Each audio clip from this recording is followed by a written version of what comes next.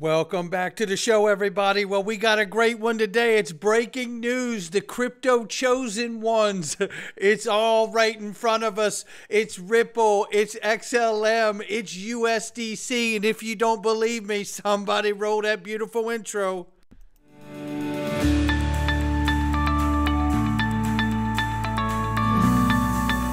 Digital Perspectives with Brad Kimes. Come on in.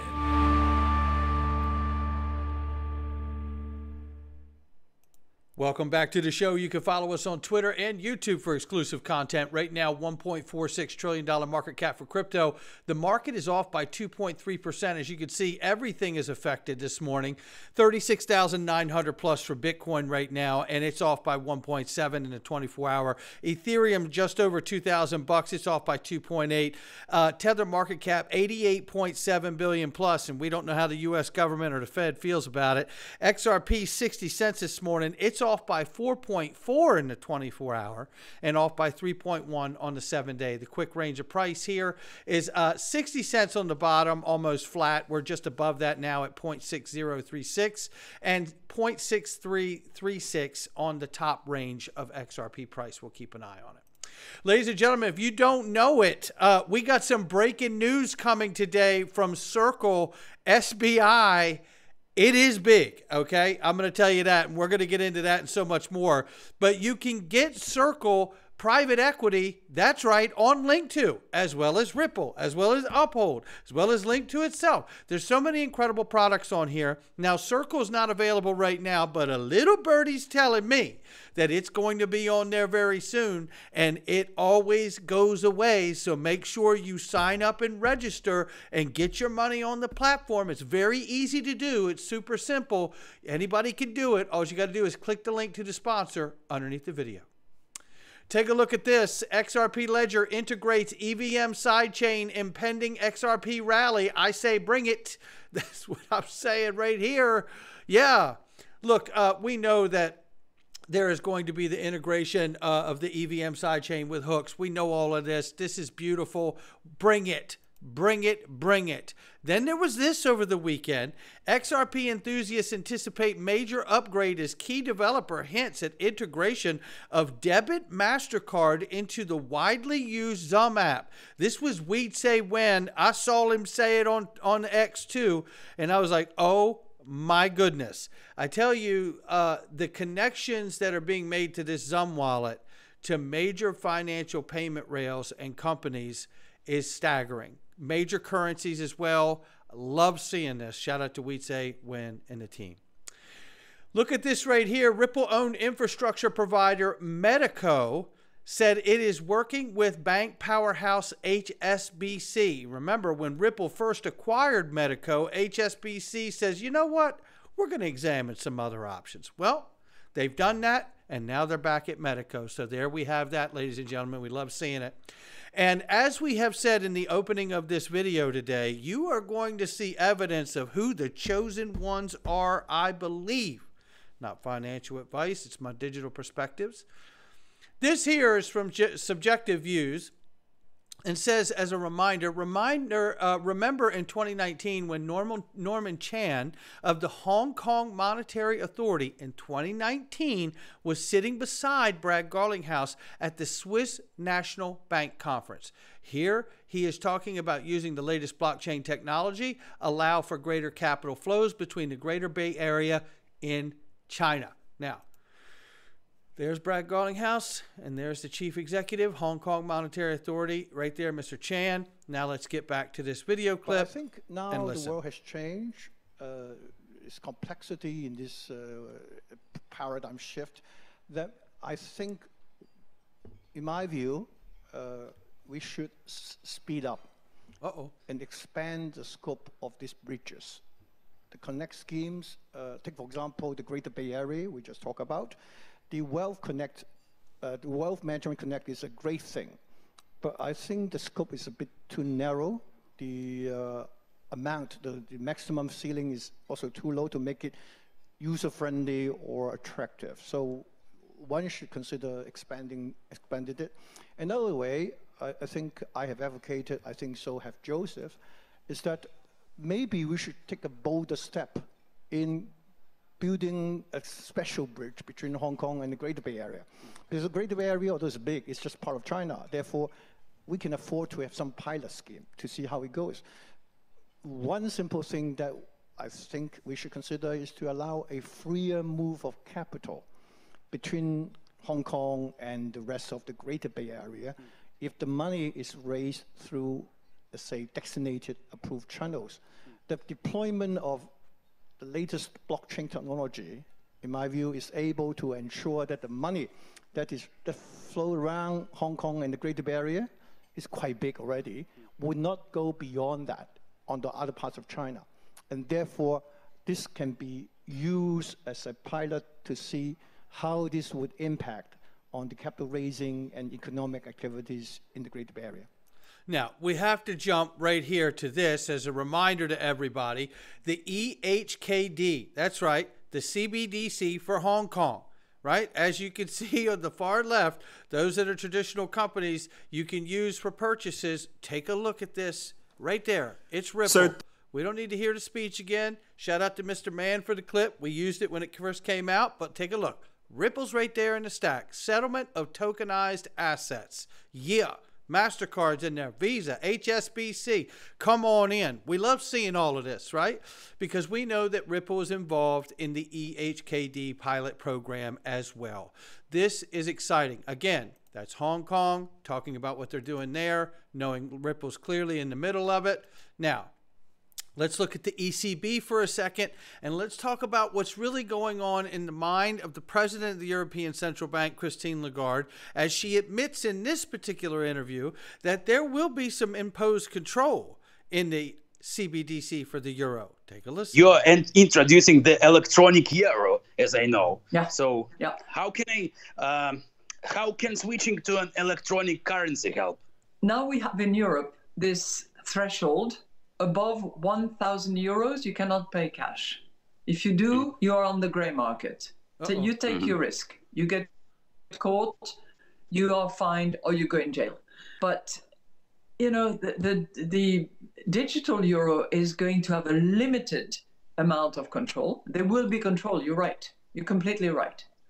We are considering whether for very small amounts, you know, anything that is around 300, 400 euros, we could have a mechanism where there is zero control. But that could be dangerous. The terrorist attacks on France back 10 years ago were entirely financed by those very small anonymous credit cards that you can recharge in total anonymity. See, that there was the argument of why this is why we need to control whatever you're spending, right? I find that clip right there is problematic, to say the least. But nevertheless, let's hear what she says at the end of this clip, going back a couple years. Reduce your cost, you are going to expedite your transactions, and you're going to continue to inspire confidence because you will build that on the basis of an existing backbone, which is your bank and the confidence relationship that you've established with your customers. So that's where I see changes happening now. If you think of Circle and Ripples and all those, that's where they are active and helpful. There you have it, citing Circle and Ripple, and that is a difference in her mind as opposed to Bitcoin and other crypto assets. Then we have this, ladies and gentlemen. Yeah, it's all possibility, all speculation, says Riz.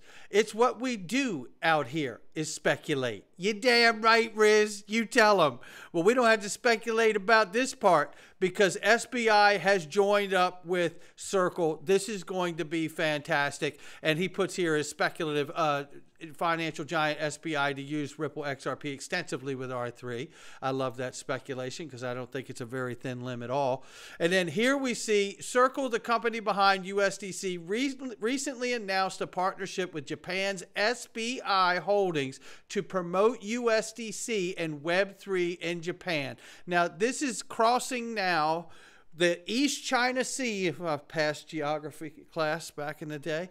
the southeast coast where Hong Kong is of China, and where the pilot where Ripple is participating in, crossing the East China Sea, heading northeast up to Japan, and we're seeing Circle joining forces with SBI. This, to me, is extremely exciting, and it certainly is to Jeremy Allaire from Circle as well and USDC. He says USDC is coming to Japan. Circle and SBI begin a partnership combining USDC distribution, banking, Web3 tech proliferation for Japan's market. Official announcement here, as you can see below. And why is this such a big deal?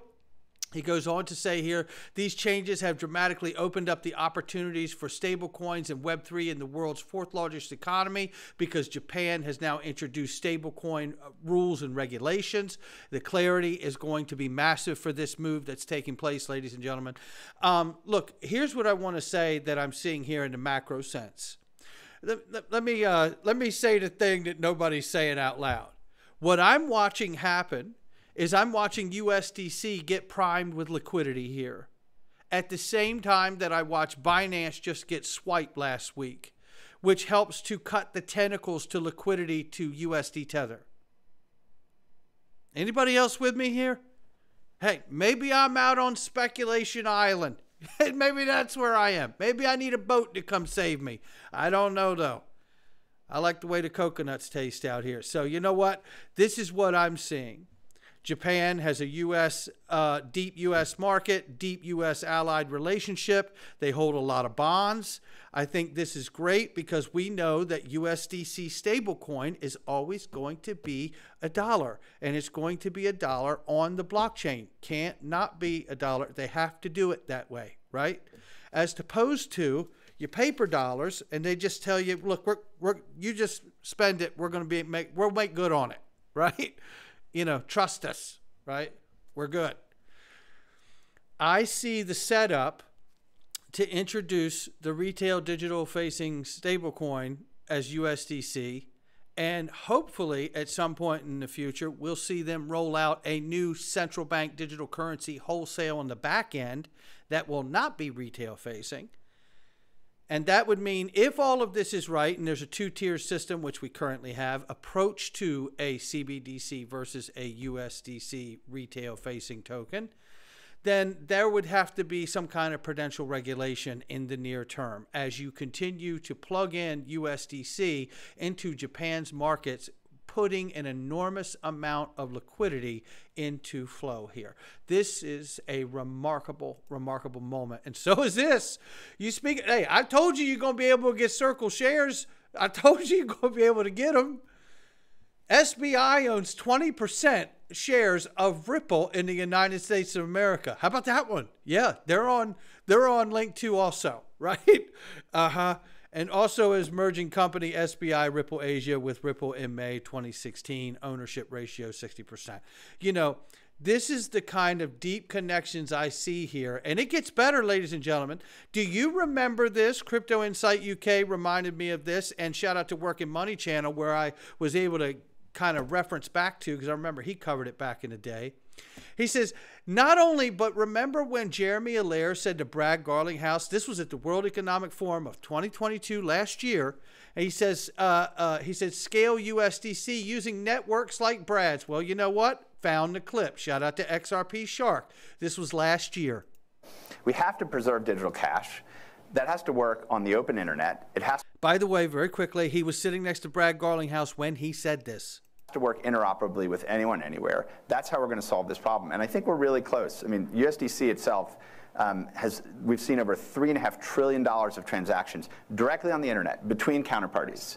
And so if we can, improve it with more scalable blockchain technologies like, Brad's company provides, and we can make this extremely low cost to move, and then enable individuals with digital wallets that can interact, and you can scale into the risk, right? Is the way you can scale into the risk.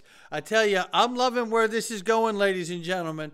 I'm seeing Circle. I'm seeing USDC, I'm seeing Ripple, XRP, Stellar, XLM, all looking like some real behemoths that are going to rise like phoenixes out of the ashes of this crypto winter. I know the analogies are horrible about a crypto winter and rising out of the ashes, but we're going to move forward. You know what I mean? Nevertheless, when I see all that kind of activity, I say to myself, I'm not worried about a 60-cent XRP because I'm not selling used cars out here. I've just gotten comfortable telling you about how I feel about this market. And I feel like the market will take care of itself as long as I see the continued move in the right direction from all the things that I actually believe and invest in this space. And the XRP train next stops here, according to Eggrad Crypto, are $1.30, $3, $5.80, and $27. Well, you give me a $27 XRP, and damn if I won't show you a hat trick. I'm going to tell you that right now. Yeah. Come on in. Yeah, look, I'm going to leave it right there because it feels so good. Look, I'll tell you what. I want you to join us in the Freedom Zone, ladies and gentlemen. It's right here. Just go to digperspectives.com and click the Freedom Zone to join for next to nothing. Or join us in the DPMG and get the Freedom Zone for free. I tell you, there's so many perks to being inside of this community, whether you decide it's the Freedom Zone or the DPMG. And if you join the DPMG, you get the Freedom Zone for free. But I tell you this, if you join us today, we're going to tackle some things that we could never talk about on this channel. Who's really running this U.S. government? And alien technology. What in the hell is going on? Well, join us in the Freedom Zone so you can find out, because it's a great conversation going on in here. It is the deeper conversation happening inside this group, and I'm loving where it's going. I will catch all of you on the next one.